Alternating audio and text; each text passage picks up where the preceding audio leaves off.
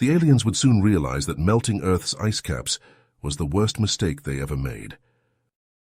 The primitive planet Earth is a frozen ball of ice. It's been that way for thousands of years, announced Krios, the reptilian draconian representative to the Galactic Council. But if we unfreeze it, the resources there could greatly benefit the galactic economy. Vylar, the ancient Eldari counselor, spoke up in objection. His face tentacles quivered as he warned, "Interfering with developing worlds is dangerous. The beings on that planet could pose an existential threat if awakened." But Krios's arguments won out. The Council approved his plan. Now Krios had to assemble a team of the galaxy's top scientists and engineers. Their mission, journey to Earth and begin the Great Unfreezing. Little did they know, they would soon unleash humanity upon the stars, and in doing so, seal the fate of the galaxy forever. The icy wind bit at Ragnar's exposed skin as he crouched behind a snowdrift, his spear at the ready. He had been tracking an elk for hours, following its hoofprints through the frozen wasteland. Hunting was never easy in this harsh climate, but it was necessary for the survival of his tribe. As he prepared to make his move, a bright light flashed across the sky, momentarily blinding him. Ragnar shielded his eyes and looked up, squinting against the glare. What he saw made his heart race with fear and wonder.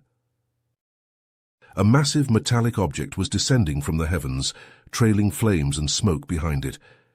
It was unlike anything Ragnar had ever seen before. The ground began to shake as the object drew closer, and Ragnar stumbled, losing his footing on the icy terrain. He watched in awe as the object landed in the distance, sending up a plume of snow and debris. For a moment, everything was still. Then, a low rumble began to emanate from the crash site, growing louder and more intense with each passing second. Ragnar knew he had to return to his village and warn his people. He abandoned his hunt and ran, his heart pounding in his chest as he raced across the frozen landscape. When he arrived at the village, he found it in chaos. People were running and screaming, pointing at the sky, and the strange glowing structures that were beginning to appear on the horizon. "Ragnar," a voice called out. It was Thorgrim, his rival and the man who had challenged his leadership at every turn. "What's happening? What are those things?" Ragnar shook his head, his eyes wide with fear and uncertainty. "I don't know," he said, "but whatever they are, they're not natural. We need to prepare for the worst." As he spoke, Ragnar noticed something strange happening to the ice and snow around them. It was beginning to melt, turning to slush beneath their feet. Steam rose from the ground, and the air grew warmer with each passing minute. "Look!" someone shouted, pointing at the structures on the horizon. They were growing larger and more distinct, taking on strange alien shapes that made Ragnar's skin crawl. He knew that his people were in danger, and that he would need to lead them through this crisis. But as he looked around at the faces of his tribesmen, he saw only fear and confusion. "We must be strong," Ragnar said, his voice rising above the din. "We have survived worse than this. We will find a way to adapt and overcome, as we always have." But even as he spoke the words, Ragnar couldn't shake the feeling that this was different. The arrival of these strange beings from the sky would change everything, and he wasn't sure if his people were ready for what was to come. As the world around them changed, Ragnar knew that his tribe had to change with it. The melting ice revealed a landscape that was both familiar and foreign, with new challenges and opportunities at every turn. One day, while scouting the area around their village, Ragnar and his hunting party came across a group of strangers. They were humans, but they looked different from Ragnar's people. Their skin was darker, and they wore strange clothing made from animal hides and plant fibers. At first, Ragnar was wary.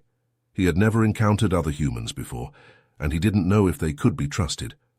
But as he watched them, he realized that they were facing the same challenges as his own tribe. They were struggling to adapt to the changing environment, just like he was. Ragnar approached the strangers cautiously, his spear at the ready. But as he drew closer, he saw that they were not hostile. They were just as curious about him as he was about them. Who are you? Ragnar asked, his voice firm but not threatening. The leader of the other tribe stepped forward, a tall man with a thick beard and piercing blue eyes. I am Bjorn, he said. We come from the south, where the ice has already melted. We are searching for a new home. Ragnar nodded. He could see the weariness in Bjorn's eyes, the toll that the journey had taken on him and his people. I am Ragnar, he said. My tribe lives in a village not far from here. We too are struggling to adapt to this new world. Bjorn's eyes widened. There are others like us, he asked. Ragnar nodded. I believe so. I have seen smoke on the horizon, and I have heard stories of other tribes beyond the mountains. Bjorn's face broke into a smile. This is good news, he said. Perhaps we can work together, learn from each other. We are stronger together than we are apart. Ragnar hesitated. He knew that Thorgrim and some of the other elders in his tribe would be resistant to the idea of working with outsiders. They were set in their ways, and they feared change. But as he looked at Bjorn and his people, Ragnar knew that he had to take a chance. The world was changing, and they had to change with it. If they didn't, they would be left behind. Come with me, Ragnar said. I will take you to my village. We can talk more there. As they walked, Ragnar couldn't shake the feeling that they were being watched. He scanned the horizon, but he saw nothing out of the ordinary. Little did he know that high above them, hidden in the clouds, the Draconians were observing their every move. Krios watched the humans through the monitors, his brow furrowed in concentration. He had been studying them for weeks now, trying to understand their behavior and predict their next moves. At first he had been confident in his mission. The humans were primitive, after all. They had no technology, no advanced weapons. They were no match for the might of the Draconian Empire. But as he watched them adapt and evolve, Krios began to have doubts. The humans were resilient, resourceful. They had survived the Ice Age, and now they were thriving in the new world that the Draconians had created. What if we have underestimated them? Krios asked his second-in-command, a tall, spindly creature named Xarox. What if they are more than just a primitive species to be exploited? Xarox scoffed. They are nothing, he said. They are weak, divided. They will never be a threat to us. But Krios wasn't so sure. As he watched Ragnar and Bjorn forge an alliance between their tribes, he couldn't shake the feeling that the humans were more dangerous than they appeared.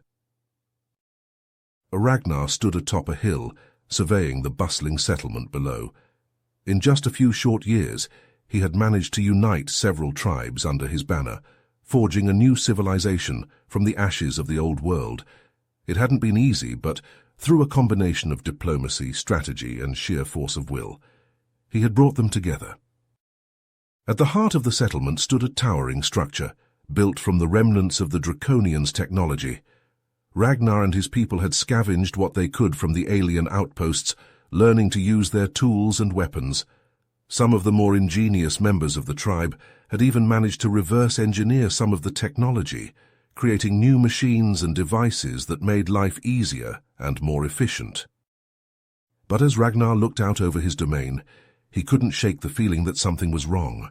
The once peaceful coalition was beginning to fracture, with different factions vying for power and resources. Some of the tribes had grown restless, eager to expand their territory and conquer new lands. Thorgrim, Ragnar's old rival, had emerged as the leader of one of these factions. He had always been a ruthless and ambitious man, and now he had the technology and the manpower to back up his dreams of conquest.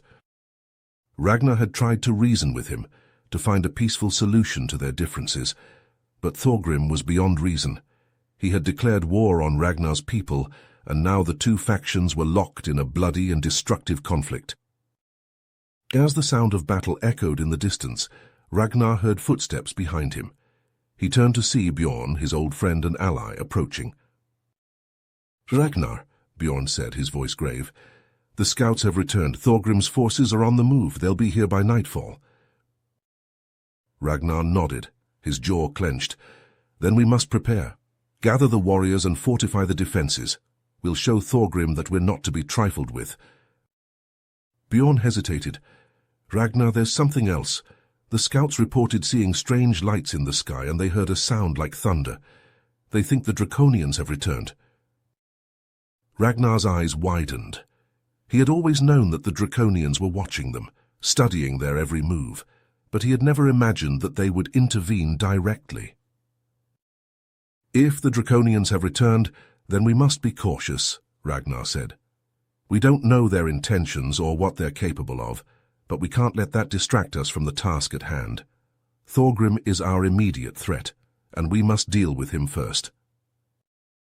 Bjorn nodded, and together they descended the hill, ready to face whatever challenges lay ahead. High above them, hidden in the clouds, Krios watched the scene unfold with growing concern.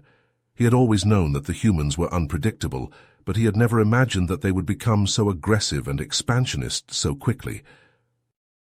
"We have to intervene," he said to Xerox. "The humans are tearing themselves apart. If we don't contain their aggression, they could destroy everything we've worked for." Xerox nodded, his eyes narrowing. "I'll prepare the containment team. We'll have to move quickly, before the situation escalates any further." As Krios watched the humans prepare for battle, he couldn't shake the feeling that they were on the brink of something much larger and more dangerous than they could possibly imagine. The fate of the planet, and perhaps the entire galaxy, hung in the balance, and the Draconians were the only ones who could stop the coming storm. The ground shook as explosions rocked the battlefield. Ragnar ducked behind a crumbling wall, clutching his scavenged energy rifle close to his chest. Around him, his warriors fought desperately against Thorgrim's forces, their weapons flashing with alien light. It had been months since the conflict had begun, and both sides had grown more ruthless and desperate with each passing day. Thorgrim's faction had managed to capture a cache of advanced draconian weaponry, and they were using it to devastating effect. Ragnar's people were holding their own, but they were being pushed back, forced to give up more and more ground. Suddenly a blinding light filled the sky, and a deafening roar shook the earth. Ragnar looked up to see a massive draconian ship hovering overhead, its weapons glowing with an ominous red light. "Take cover!" he shouted, but it was too late. The ship unleashed a barrage of energy blasts, vaporizing everything in their path. Ragnar watched in horror as his warriors were cut down, their bodies disintegrating into ash. The ground beneath his feet began to crack and splinter, and he realized that the Draconians were using some kind of terraforming weapon designed to reshape the planet's surface. He grabbed Bjorn by the arm and dragged him away from the chaos, searching for somewhere to hide. They took shelter in a deep cave, along with a handful of other survivors. Ragnar looked around at their haggard faces, seeing the same despair and hopelessness that he felt in his own heart. "We can't go on like this," he said, his voice raw with emotion. "The Draconians are too powerful. They'll wipe us out." Bjorn shook his head. "We can't give up. We have to keep fighting." Ragnar closed his eyes, trying to think. He knew that Bjorn was right, but he also knew that they couldn't win this war on their own. They needed help, and there was only one place they could find it. "We have to go to the Draconians," he said, his voice barely above a whisper. "We have to convince them to stop this madness." The others looked at him like he was crazy. "Are you out of your mind?" one of them asked. "And the Draconians are the enemy? They'll kill us on sight?" Ragnar shook his head. "No, they won't. Not if we come in peace. Not if we show them that we're not a threat." He stood up, wincing at the pain in his injured leg. "I'll go alone. I'll take one of their ships and fly to their outpost. If I don't come back, then you'll know I failed." Bjorn stood up, his eyes blazing with determination. "I'm coming with you. You're not doing this alone." Ragnar wanted to argue, but he knew it was pointless. Bjorn was his closest friend and ally, and he wouldn't be swayed. Together they set out into the ruins of the battlefield, scavenging for supplies and weapons. They found a damaged Draconian scout ship, its hull scorched and battered, but still intact. Ragnar used his knowledge of the alien technology to get it running again, and they took off into the sky, leaving the chaos of the war behind them. As they approached the Draconian outpost, Ragnar's heart raced with fear and anticipation. He knew that he was taking a terrible risk, but he also knew that it was the only way to save his people. They landed the ship outside the outpost's perimeter, and approached on foot, their hands raised in a gesture of surrender. The draconian guards surrounded them instantly, their weapons trained on their heads. "We come in peace," Ragnar said, his voice trembling slightly. "We wish to speak with your leader, Krios."